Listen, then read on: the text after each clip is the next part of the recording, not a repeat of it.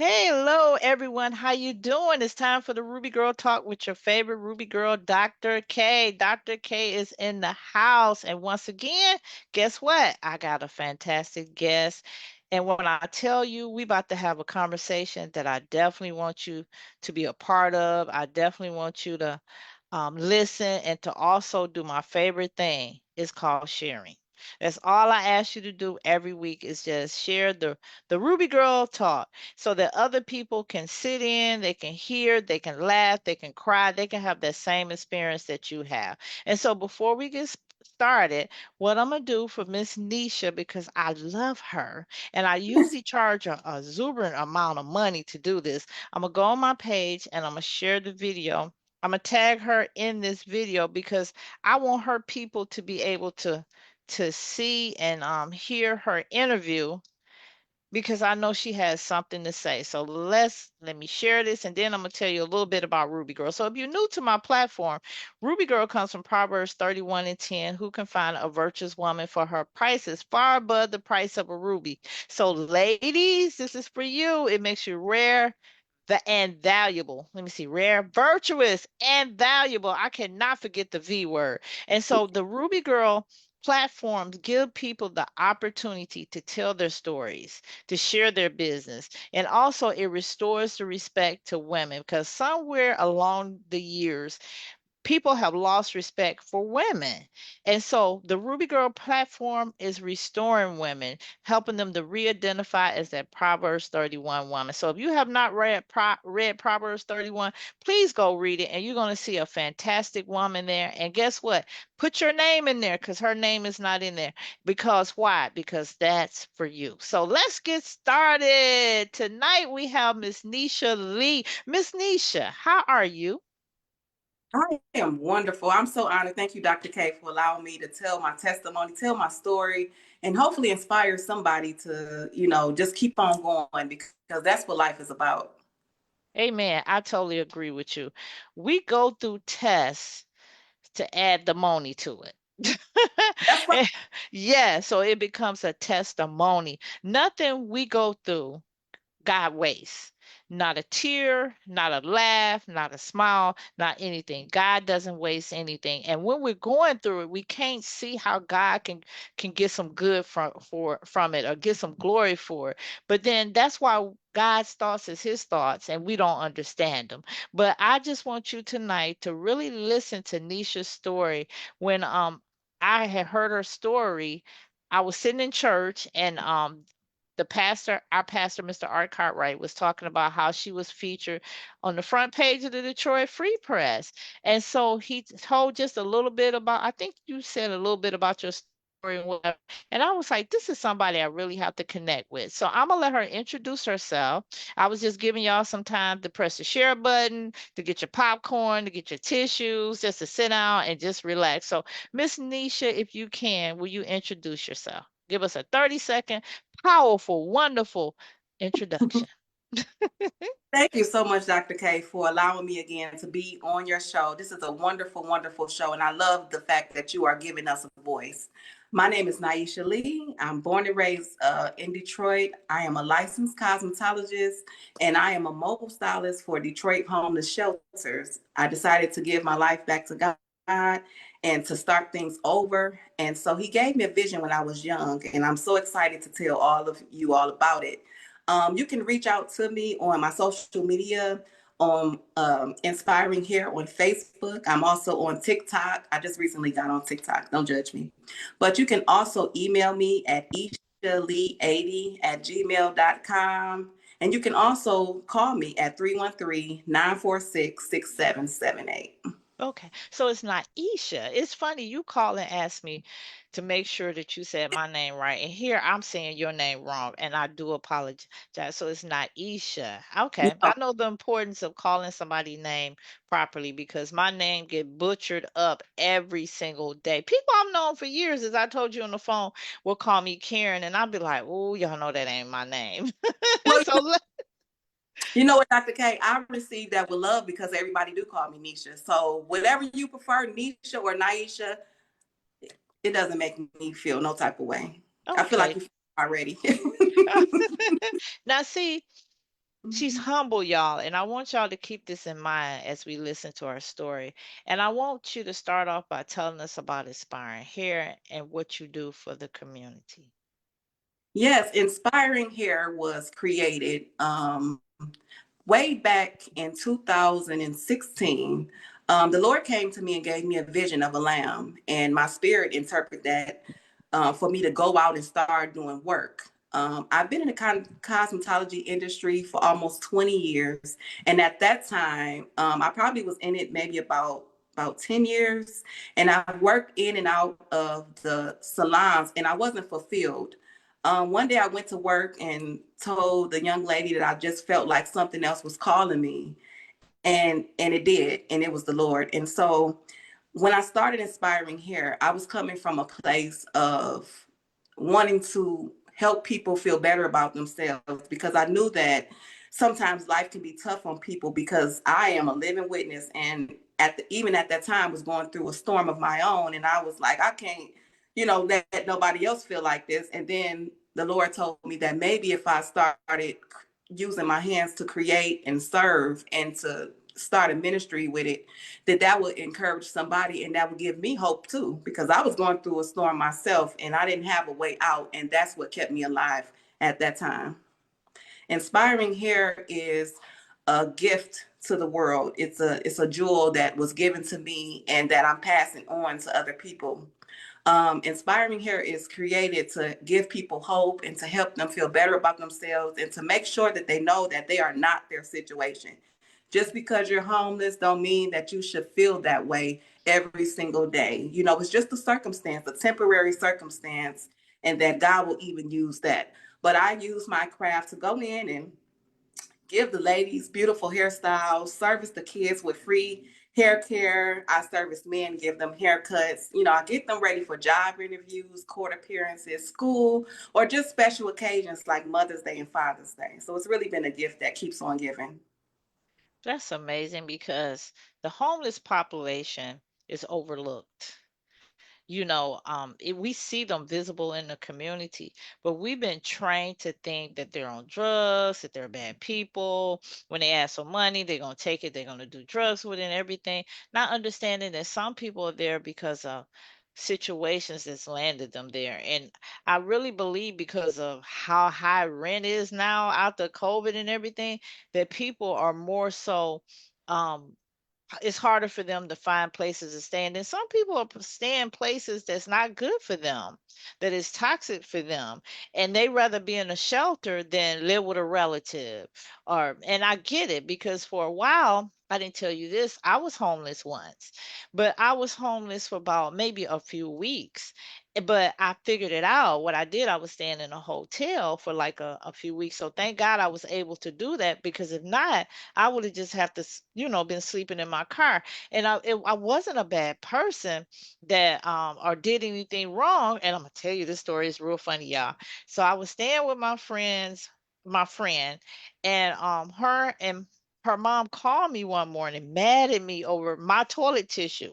So I got kicked out of the house over toilet tissue. So Oh, yeah, we laugh about it now, but at the time it wasn't funny because I had found an apartment, but it wasn't ready. So me and her, I still be like, you remember when your mama kicked me out because of some toilet tissue? It's my toilet tissue, not hers. But that shows you how you can end up on the street. I ended up living with my friend's mom because somebody broke into my apartment. So I had to move that day. Nobody is ready to move come home from work and have to move that day. And I wasn't. I had to just get my stuff, do the best I could, and just move out the apartment, that day. So I understand what it is to be on this, to be homeless. I wasn't on the streets, but I was homeless just for a few weeks. So I understand the displacement, feeling of, when work is over, where do I go now? What hotel am I staying at now? How long can I afford to stay there? So I just want to thank you for going into the shelters and you not only do their hair, but you giving lashes and eyebrows, and you really making these women feel good about themselves, and these men have pride in themselves. Because when you feel good, when you look good, you feel better about yourself. You absolutely. really do. Because one thing my therapist say, and then we're gonna get on. It's like at the end of every therapy session, she said, "How is your hygiene?" So that lets she said, "Are you staying clean? Are you staying dressed?" Because the first thing to go down with mental illness is your hygiene, you know. And I didn't know that until I started taking therapy, and I was like, "Why does she always ask me that?" And then I started putting two and two together. So your story with inspiring hair is deeply personal. You It's have deep personal. Yes, and you have experienced housing insecurity yourself. Could you tell us a little bit about your history and your childhood and how you ended up where you are now? Yes, I'm going to take y'all way, way back to the east side of Detroit. Not the east side. East side, right? So I was born west, and my family are very good people. I love my family, and but I was raised east, and so growing up where I'm from, the Maccabeewick area, you kind of had to have tough skin. And so my mom was a wonderful woman. She was also a cosmetologist, and she did hair for people in our neighbors, neighborhood, and she did our family hair.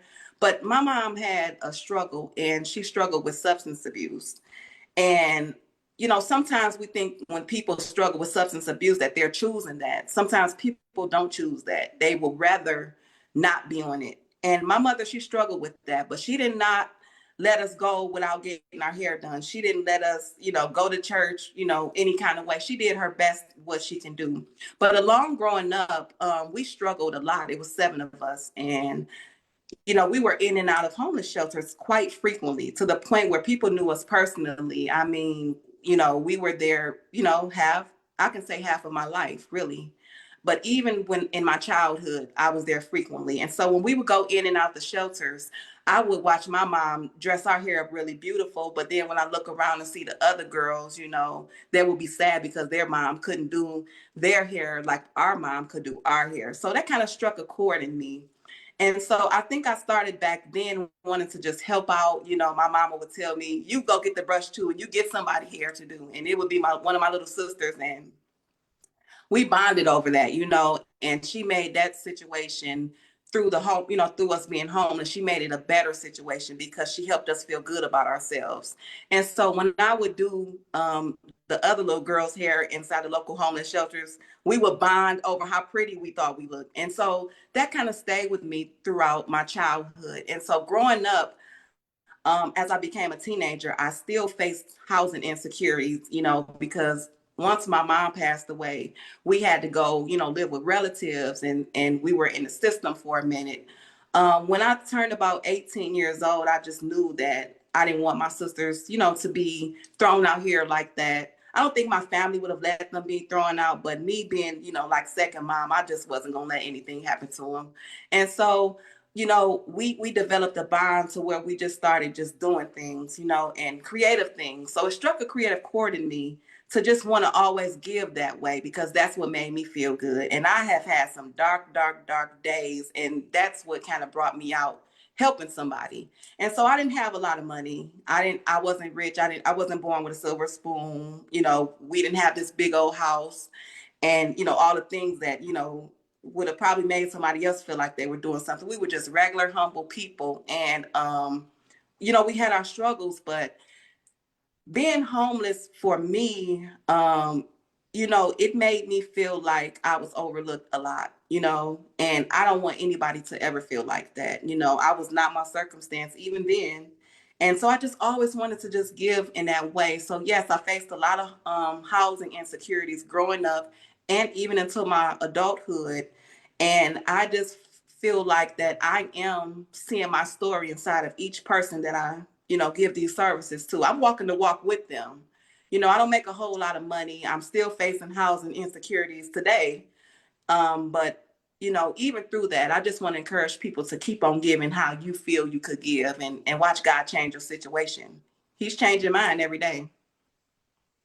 I like that you said you're not a millionaire. You're not somebody that's middle class. You're just somebody that's trying to live your life every day, but you want to give a part of your life back to those that have less life than you do. Because a lot Mm-hmm. of times we forget that we have more than somebody else have. You know, you might have you might be renting, but there's somebody that's staying in a storage unit. They would love to be renting somewhere, somewhere, and you might be complaining like all this noise and this place run down, but you still have your own place versus somebody else don't.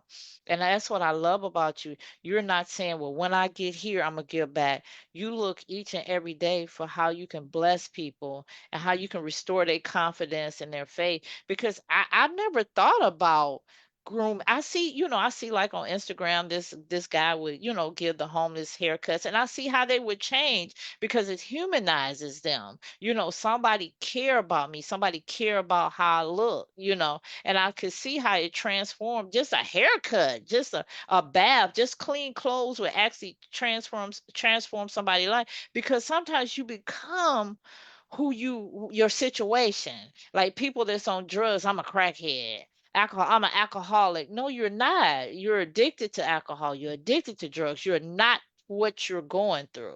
And so I love that about you, Naisha, that you have such a giving heart. You could have just walked away from the shelters, never look back. That's not my life anymore. I'm not going to have any part of it. But I feel like that had to be part of your journey for you to be where you are now. So what was the moment when you decided that your own past should become the fuel for this kind of giving that you do?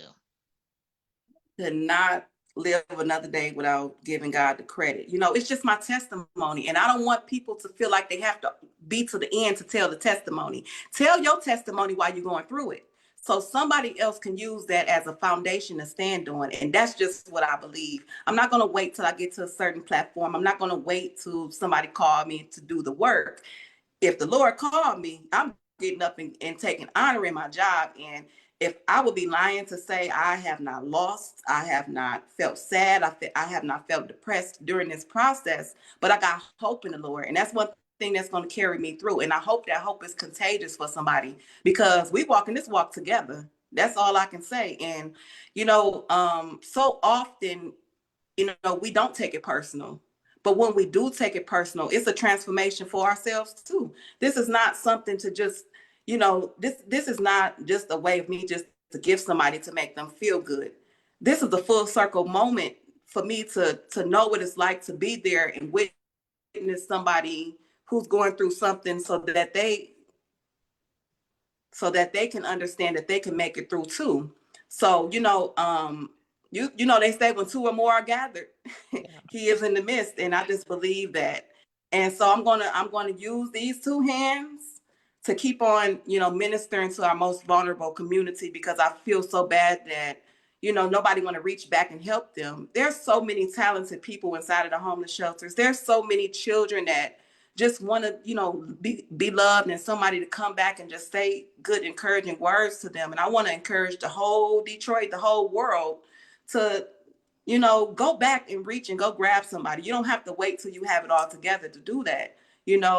When Jesus took his walk, he walked with all of us. He didn't just pick out certain people and said, oh, no, you're not good enough. He walked with all of us. And so we need to cast down that judgment among people and start giving good deeds of love because that's what's going to transform the world. And it's very personal to me because this is my story and I'm still building it. So I wouldn't rather do it with anybody else than those who are going through the same thing that I am still going through and have gone through. Wow. And the thing is, you're telling your story. Some people don't tell their story. They believe I went through that. There's no need of me talking about that anymore. And I disagree with that because that's your testimony. That's why I call we overcome by the word of our testimony. And never let anybody silence you, saying you told it enough or nobody else want to hear that again. There's always somebody that needs to hear what you got to say because people sometimes look at you and would never know you went through something like that. Like I'm looking at you now, your hair is nice, your outfit is nice, you're very well spoken. There's no way if somebody had gossiped and said, she used to be homeless, I'm like, no way, no way. But hearing your testimony and how you reach back, and that's what God wants us to do. He doesn't want what we go through to make us bitter, but to make us better at helping somebody else up out of it. We come out so that those behind us can see, so we can forge the path for those that are still in it. That I we agree. can, yes, go ahead. Oh no, I'm just screaming and shouting. I agree. You go ahead. Yeah, I mean, we're forging a path for the ones that are still in it because now I can come back and tell you I was at the place that you were at, but how I got here is I did this. I prayed. God brought me here. You give people hope when you tell your story, Naisha, did I say it right? Naisha. Okay. You give people hope that no matter where they at, I'm not going to stay here because the enemy will tell you you stuck. He will tell you stuck when we know we can do all things through Christ that strengthen us. We know we're more than conquerors. We know that if we ask of God, God will hear us and God will deliver us. But the enemy blinds us to say, you can't get out of this situation. Then he starts to talk you down in the situation. How did you get here? You're not worthy like everybody else. And then sometimes you can start to believe that. But I love that you own your story. You taking your story and you turn it to ministry. This is ministry. We think ministry is behind the pulpit. The best ministry is when you come out of the pulpit. Do you agree? I definitely agree. What more can you pour out from your spirit and to actually speak about it and to talk about it? Because we sometimes we think when we tell our testimony that it all have to be all roses and it have to be summed up to a way where people can just, pick out the good things. A testimony is full of all of it. It's full of emotion and it's full of love. And if you don't tell your story, you are missing out on planting a seed in somebody else that could help them through their, story and give encouragement to somebody else. Tell your story, tell your testimony because it gives God his proper honor. And that's what it's about, showing his grace over your life. Amen. And so you fund this mission by you have a cosmetic line. Tell us about that. Yes, I have a cosmetic line, which I am revamping up now. It's called Inspiring Cosmetics. My sister and I, we come together and we created a line where we just got tired of asking for grants. I know a lot of people is trying to, say do the nonprofit thing. I'm a regular LLC. I just believe that that takes too long sometimes. I need to get out there and get the work done. So we created that lipstick line, and it's called Inspiring Cosmetics, so that we can fund the projects that we do. So we have an online store, and again, we are revamping it now, so it's going through some changes. But we have an online store where you can purchase a lipstick at $10, and that benefit goes directly to the projects. Oh, so how if we I know everybody wants to support you. How will we support you? Far as to buy your cosmetics. Even if now listen, even if you don't use cosmetic, the fact is to sow a seed into our life, and we're going to talk about this in the end. We're going to give them an opportunity to sow a seed into what you do because I greatly love people that's out there in the streets, hands on, not just speaking to people, but you're out there in the trenches with them and you helping to make a difference. So we're going to take a break, a 1 minute break. And so while we take a break, I'm gonna let you say anything that you want to say. I'm gonna let you have the show for 1 minute. Guard my baby. And no, I trust you for 1 minute. And I'm gonna look on social media and see if who's out there commenting, who's out there watching. So Miss Naisha, the show is yours. I want to encourage everybody to use your testimony to be a witness, because God is really good to you too. I don't want you to sit back and wait another minute to wait on somebody to help somebody. I want you to reach down and pull somebody up. It don't have to be somebody you know. It could be somebody you know. It could be your family, but don't keep overlooking people who need you. There's a there is a need for people to feel love again. And right now, where everything is so heavy, I just want people to understand that these good deeds really do plant seeds in people who are going through things that we have gone through and is still going through. You're not doing a disservice to yourself. You're going to just be a blessing. And so I just want to encourage people to just do your best. Let's go back to the community and pick each other back up. We can't move forward if somebody is left behind. So each time that we witness a tragedy, just think of how many people we can help. And so just be a blessing to somebody. And that's what I always say. Be a blessing to somebody and watch how God be a blessing to you. Amen. So how can they contact you? You can contact me on social media. I am on excuse me, y'all, you know I'm an old lady. I'm on Facebook, Inspiring Hair. You can direct message me. I answer all my messages.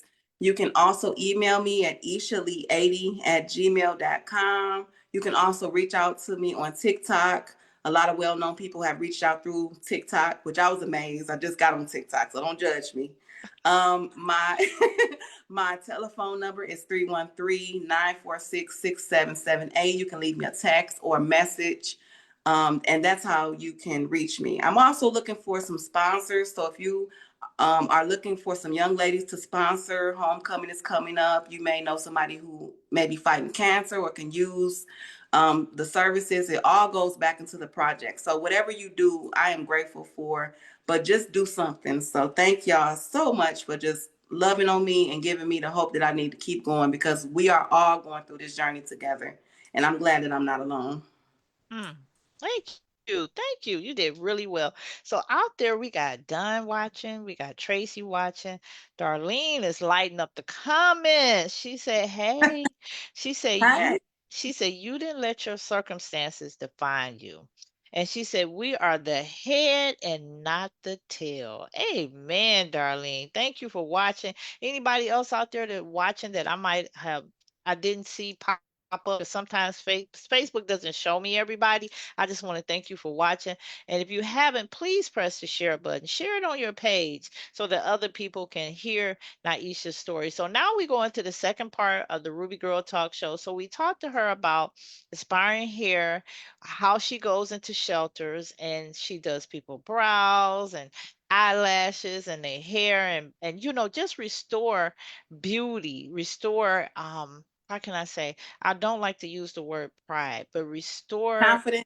confidence. Thank you. Restore a person confidence. And it gives them hope that even though I'm here now, I'm not always going to be here right now. And so I really want us to be able to support her. Not that she just come on the show, she tell her story, and then we just like, oh, that was great. I love that. But to be a part of her vision, because we know there's not a lot of people out here that's in the streets. And God tells us that we're supposed to look out for the widows, the orphans, better yet, the less fortunate, those that are in prison.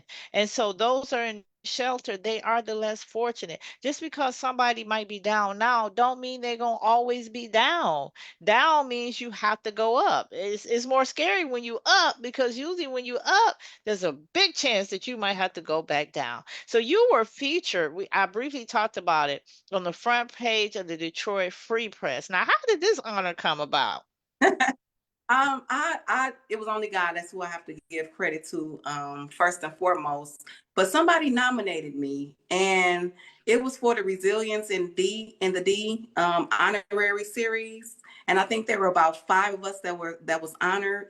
I had no idea that it would be on the front page of the Free Press. I was totally thrown back.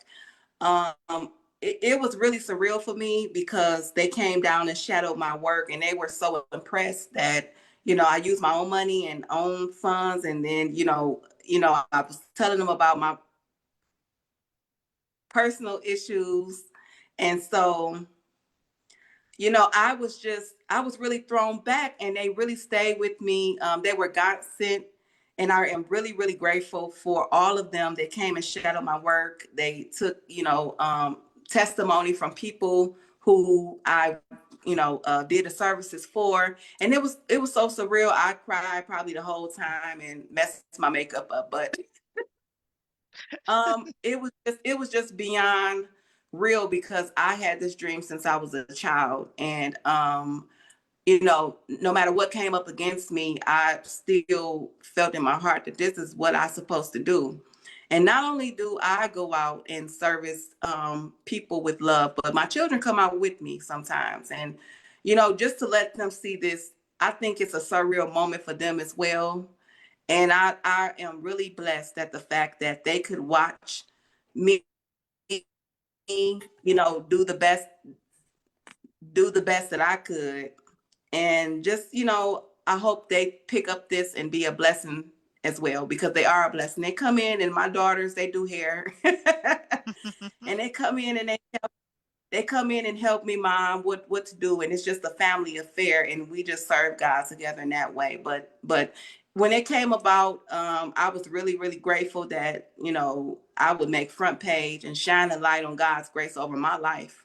And so yeah, that's how it came about. Somebody nominated me, and they came and shadowed my work, and it was a beautiful moment, and I still keep in contact with them, and I love them like their family.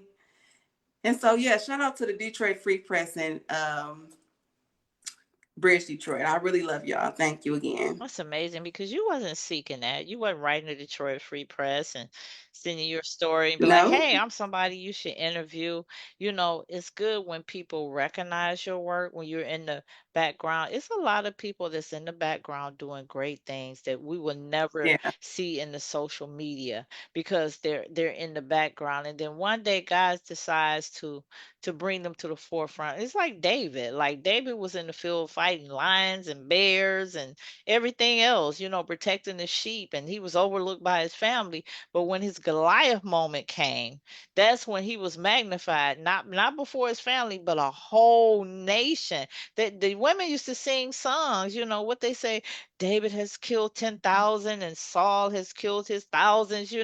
And so when God brought him to the forefront, he brought him to the forefront. And David didn't do that to be recognized. David did it because it was a cause. It was something that needed to be done. And plus he was defending the Lord. So go ahead, Miss Naisha.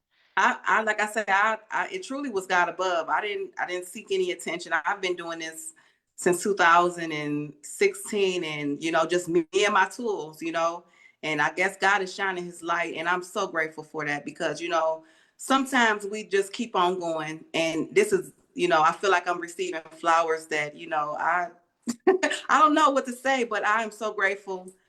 I'm really humbled by it. And I hope that this only encourages other people to just do the work. Just come on out there with me. Somebody can come on out there with me. Just come and see it for yourself, the impact that it has created, and lifting a community up. You'll be surprised what one person can do, but when it's more than one person, we can do a lot. So, Amen. uh, Amen. You know, um, you don't know who's in that shelter that you're helping and how they can come back and help you. They will never forget what you've done. And this just came to mind. I remember I have a cousin. Her name is Pearlie, and all of a sudden, Pearlie would come get me on the weekend, and she would take me over her house, and she would do my hair. I hadn't even thought about this, and so she would put a perm in my hair because I was struggling. My grandmother was had the beginning stage of dementia, so of oh, course she didn't know. She kind of forgot how to do my hair, so then it was left to me, and I am hair literate, girl. Mm-mm. And so I was trying to do my hair, girl. I was even straightening my hair with Crisco because we didn't have any hair grease. that's Okay, all right, I'm putting it out there from the country. And so my cousin took me, and on the weekend she would do my hair for the week. I don't know what made her do this to this day. She never, even when I got grown, we would have the conversation. I don't know why I never asked her why did she all of a sudden start just pouring love into me.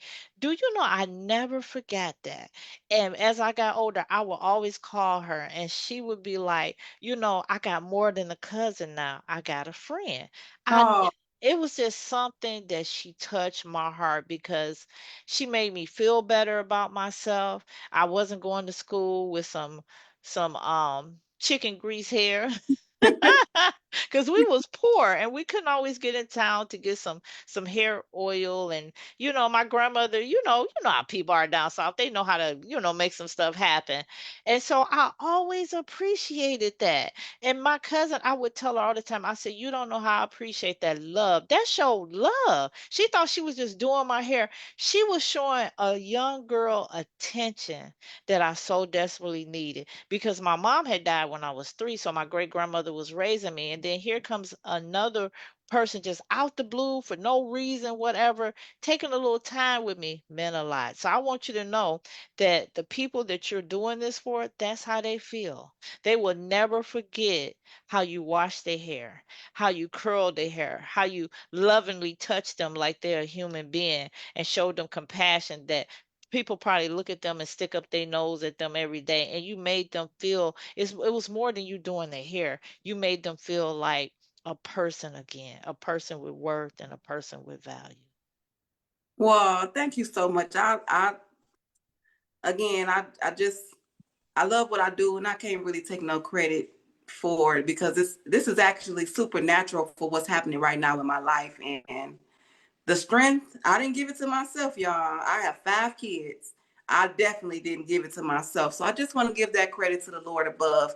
And I pray that he keeps me full like that, because this is what's keeping me going, and this is what has kept me alive through my darkest days. And if I could, if they don't remember nothing else, I just want them to know that God heard the prayer. Even those prayers that they pray and say, "Oh Lord, please let somebody come do my hair." Then here come me, come strolling down the street with my bag and 5 kids. So it's it's just all love. But I'm grateful. Thank you so much. It's a full circle moment. I received that love from them back when I see them smiling. So it's a win-win for me.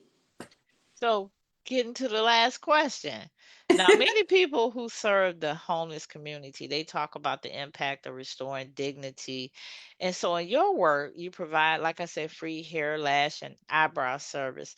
And we know that's expensive. I know just getting my hair done is like about $80. And then we're gonna talk about lashes and eyebrows. So you're not just giving like a few dollars. You're giving your time, your talent. There's products that you have to purchase, takes away from what you do as far as making a living. So how have you seen people change when they look in the mirror, and what do you think this does internally for them? I hope this phone will click out. If you do, y'all, I'll be right back. I promise. Okay. Okay. But um, I just, oh my God, I'm at a loss for words. I don't know. I try not to get emotional during this time, but just ask me that again. So because I get in my moment sometimes. So how have you seen people change when they looked in the mirror, and what do you think this is doing internally for them? There is a complete difference before and after, and I can feel that energy. I can feel the from the head looking down when I meet them to the head looking up, and they looking in the mirror and smiling. And it's a different energy when the services are complete. And I don't just go up to anybody just saying, "Hey, come on, let me do your hair." I like to hear their story because it gives me encouragement to keep on going. And I have seen a change. You don't know how many people call me and say, "Hey, Isha, remember you did my hair 10 years ago?" And I'm like, "Well, yeah." And they're like, "Well, guess what? I still got the job, and now I'm the manager." And see, that is life changing for me because that means I listened and did what I was supposed to do.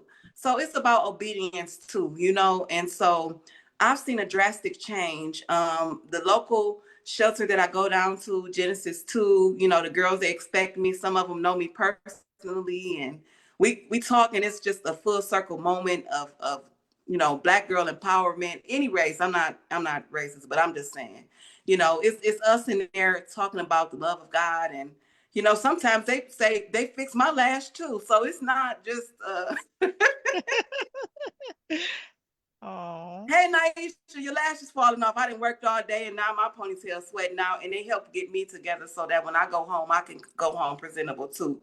So it's just, I've seen a drastic change and uplift in my community, and I'm so blessed to have serviced over 5,000 people.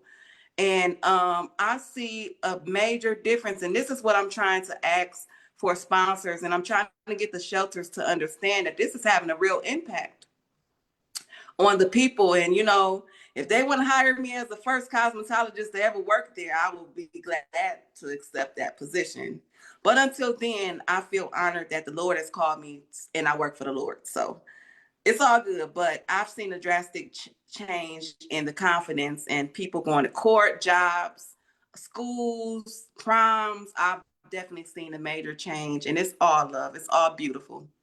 Wow, that's amazing. So, do you have a Cash App, PayPal, something that people can that have listened to your story, have been Yeah, humbled by your story, that they can help you with? And what I'm gonna do, I have I have some paparazzi jewelry that I want to donate to you, that not only are you doing people hair, but you able to be able to give them some little jewelry for them to look good as they, look in the mirror and stuff like that. So thank I you. yes, I want to support you.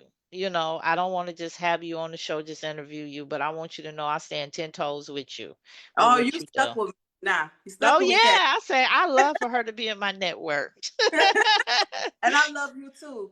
They can reach Yes. out to me. I do have a Cash App. It's the Cash App symbol, Inspiring Hair LLC, and Mhm. nothing is too small. It goes to the products. It goes to gas. It goes to wherever it needs to go. I always make sure that it's in the right place. So Cash App sign Inspiring Hair LLC, and you'll see my picture up there. So if you want to send me a Cash App, I'm grateful for that. Um, It's I inspiring. I N. Yep, Inspiring Hair Okay. LLC. All right. I'm putting it in the chat, y'all. All right. We want to hear a ding before the show is over, y'all. No, but go Thank ahead though. you. Yeah, because I want to say, do you don't know how $10, $5 goes a long way. And we're gonna blow that $5 on something, a drink or something. You're gonna blow $5 this week or $10 this week. Why not give it to a good cause? $10 add up, $5 add up. That might be some products that she need, might be Yeah, some lashes that she can buy, might be some razors she might need to do somebody's eye, might be gas money for her. You know, as she said, it's not like she's middle class, it's not like she's rich, a millionaire or whatever. She's giving out of what she has. You kind of like the widow with the mites, how she came and just gave everything that she had, and God said that she gave out of what everybody gave out of their abundance. She gave everything that she had. Sometimes a nickel, when you give it in church and that's all you have, you giving 100%, while that's what. everybody, right? So I might be giving 10%, which is 100, but you gave 100%, which is five. So I always say this: we lost her, but we can't always be looking at numbers all the time. Like, okay, this person gave $100,000, but all I had was 100, and I gave that little $100. It's all God looks at our heart posture. And so Naisha, she is out here not giving out of her wealth, but giving out of what she has and what God has blessed her with. So I really enjoyed talking to Naisha tonight.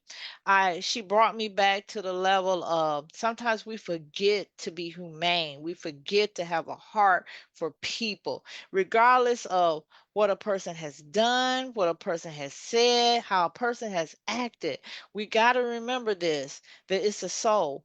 And so a lot of times in social media, when we see something bad happen to them or they get in a bad situation, oh, they got themselves in that situation. We don't have any mercy towards them. Wonder if God was like that with us. Like, oh, okay, well, she's in this situation. I'm not going to have any mercy. God tells us that we're supposed to show mercy. I remember a story in the Bible, and paraphrase it.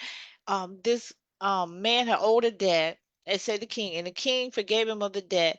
He went out, found this man that owed him, and he's getting rough with him. Pay me my money. And when the king came back, the king called him back in front of him. He was disappointed because he's like, I forgave you, and you go out here and you harassing this man over what he owed you. Why didn't you show him the same mercy that I showed you? So we got to remember this. We have to show people mercy. It doesn't matter if it was a person's fault while they're in this shelter. Haven't you did something that was your fault? Haven't you, because of bad choices, landed somewhere that you should have never landed? We forget when we're covered in that mercy, when God has given us that grace. We forget that at one point we were dirty sinners. God cleaned us up. He washed us white as snow. So we can't be looking at people that's still in the ditches, that's still in the trenches, and be like, oh, you down there because of your fault. We are all landed, like I said, somewhere because of we connected with the wrong person, we did the wrong thing. We made the wrong choices, just like me. I ended up homeless because somebody broke into my apartment. I didn't have the money to move that day. I had to move in with my friend's mom, which I was so grateful for. Like I said, there's no animosity or anything. We laughed about this, you know? We became back close. Things happened. God wanted me to experience that. You know, you have to start looking at things instead of, well, this person did this to me, and look at it, or this person caused this to happen, to say, hey, God wanted me to experience this. God wanted me to learn from this. God wanted me to grow from this. God might have God wanted me to start my ministry, because that's what she is doing, is ministry. Out here ministering to people that are overlooked, that are considered to be invisible, that's being blamed for their situation. Yeah, they might not have paid their rent. Yeah, they might have walked off their job and decided to quit. Yeah, they might be on substance abuse. But is it us to judge? Is it us to pick up the stones and throw at them and say, this happened to you because you did this? We have to have compassion towards one another. We have to see people through the lens of God. We have to take on God's glasses. Like I wear glasses, we have to put on God's glasses and see people. See them as God see us. We're like the angels say, who is man that you even consider him? They probably like, God, why do you even create these creatures? They worse than we are. But God loves us so much. And when you have love in your heart towards others, you don't judge them. You don't put them down. You help them up, and you don't ask them 1,000 questions. How did you get here? Was it your fault? Oh, if it is your fault, then I'm not going to have mercy on you, and I'm not going to care. We as Christians cannot be like that. We have to bring the love of God. We have to be God's walking agents in the earth. And so I just want to thank Naisha. I know she's probably charging her phone and trying to get back on. But I just want to conclude this interview with saying, please, her Cash App is in the chat. If you would just give something, if it's $5, if it's $10, like I said, it could be gas for her that week.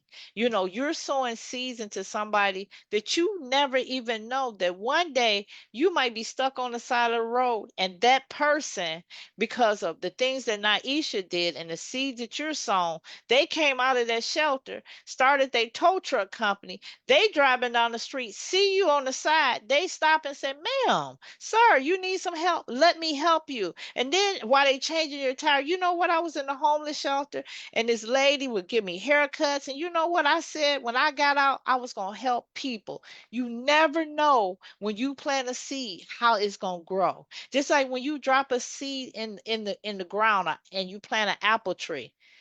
You're able to give your apples to your neighbors. You're able for your family to eat from them apples. The birds are able to eat from it. Anything else that eat apples are able to eat from your seed that you're planting. So remember this, when you support her, that you are also sowing seeds into somebody's life. Like I said, I'm giving her, I'm donating some of my paparazzi jewelry. I might end up donating it all. What I was going to do is basically take it, package it, and start passing it out, you know, like as witness. But you know what? I'll give it to her because I know she's going in, and I know after you get your hair done, you get a little jewelry, you're gonna feel so much better. And just to be able to show these people love. People just need love. Seeds grow with water. People grow with love. All right. So thank you for watching the Ruby Girl Talk Show. If you want to be a guest on the Ruby Girl Talk Show, I am extending the invitation. Don't have me have to reach out. Don't have me have to inbox you. I'm asking you now if you want to be on the Ruby Girl Show and you say, I don't have a story that's powerful. If you have a story, if you're living, you have a testimony. If you're living, you have a story, and somebody need to hear your story. You think it's nothing. But like I said, as I talked to her, remember the things that came to my mind, how my cousin had came and started showing me love by doing my hair. So you never know. It's the little things that impact people's lives for the rest of their lives. So next week, Tuesday at 8:30, guess who's gonna be back? Your favorite Ruby girl with another guest. So tune in, tune in. And this Friday, Ooh, I forgot to tell y'all, this Friday at 7 o'clock to 8:30 p.m., I want you in the Zoom room with me. I'm doing another AI class. It's AI and social media. So if social media is overwhelming to you, if social media is something that you like, I hate social media. I don't even want to be on social media. I don't even post. That's fine. I need you to get in the room with me so I can give you some strategy. There's some things I learned about social media that I wasn't doing right. So I'm going to help you get over that fear of posting, give you tips where you would never even have to write a post again. You just have to prompt AI and AI will do the writing for you. AI will plan your content from you. You just sit back, you just copy and you just paste. Now, isn't that easy? If you can't copy and you can't paste, you really need to be in the room with Dr. K. So Naisha is back. Hey! So Naisha, if you would just close us out right quick. I want to say thank you and first and foremost give my thanks and gratitude to the Lord above. Thank you, Dr. K. You're such an amazing woman. You are opening doors for us that, it's just a blessing. So thank you so much for giving me this opportunity and for loving on me, giving me so much love. You give all of us love, I know, but you are such a beautiful jewel. And just know that this is something that is changing our community and it's giving us a voice. Sometimes some of us be shy or we work so much that we don't get a chance to really sit and discuss what God is doing in our lives. And it's evident that, He has plans for us. And I'm just so grateful. Thank you, Dr. K. And I Oh. want to thank the Facebook too. Thank y'all for tuning in and excuse this phone. I know y'all sick of it and so am I.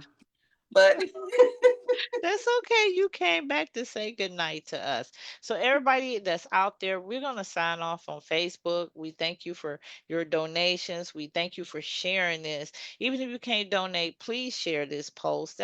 I mean, you never know. It's the little things you do that can make a big impact. We think we have to be a millionaire, have influence, do big things. It's little things that have an impact. So, I just want everybody to have a great and fantastic night. So we're signing off Facebook. Good night, everybody.